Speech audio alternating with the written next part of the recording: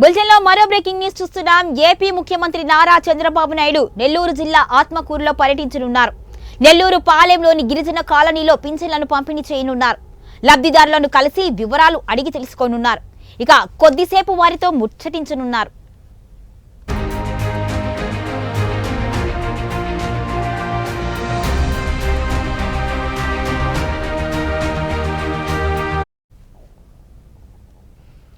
అనంతరం నారపేటలోని ఎంఎస్ఎం పార్కును కూడా ప్రారంభించనున్నారు ముఖ్యమంత్రి.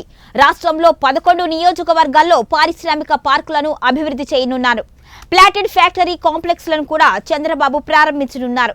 ఇక మేడే సందర్భంగా కార్మికులను కలిసి ముచ్చటించనున్నారు నారా చంద్రబాబు నాయుడు. అనంతరం పార్టీ నేతలు కార్యకర్తలతో సమావేశం కానున్నారు.